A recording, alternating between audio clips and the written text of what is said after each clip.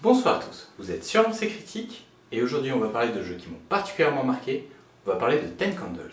Je ne suis pas un grand amateur de jeux vidéo d'horreur ou de films d'horreur, mais j'adore les jeux de rôle d'horreur. J'éprouve une malsaine satisfaction à effrayer mes joueurs à la table et à susciter des émotions.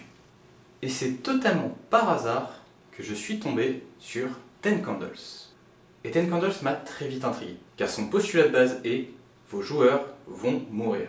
Ils ne vont pas mourir comme dans un Cthulhu, ils ont de grandes chances de mourir. Non, c'est un fait établi. Un joueur ne peut pas survivre à la fin d'une partie de Ten Candles. Et ils en sont parfaitement conscients. À partir de là, on peut déjà se poser un peu la question, mais dans ce cas, pourquoi on joue?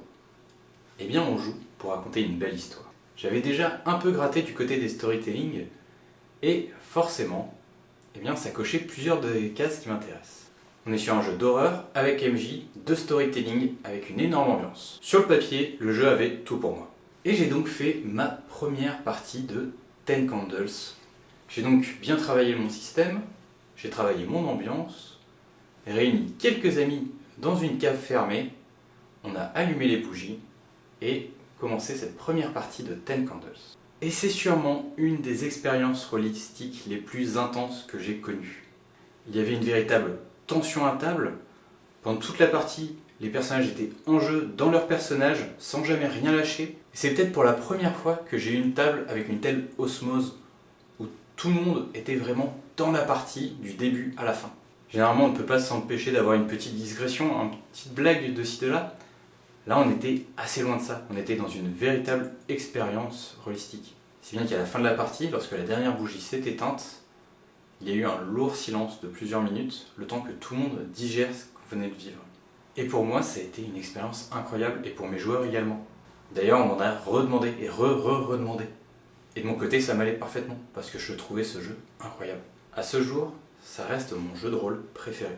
Car c'est un jeu qui prend énormément aux tripes, qui est marquant, et qui offre pour tous les participants l'occasion de faire un sublime roleplay. Quelques mois plus tard, je me suis intéressé à Alice is Missing. Et je dois reconnaître que dans ce jeu, j'ai retrouvé beaucoup de choses que j'avais aimées dans Ten Candles. D'ailleurs, on y retrouve certaines mécaniques, comme l'enregistrement du message en début de partie.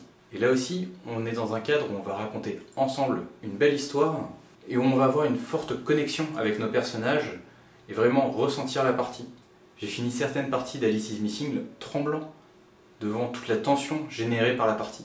Et c'est sans aucun doute à cause de ce lien très fort entre le joueur et le personnage. Et le fait que pendant la partie, on va uniquement jouer notre personnage et ne jamais digresser ou sortir du jeu.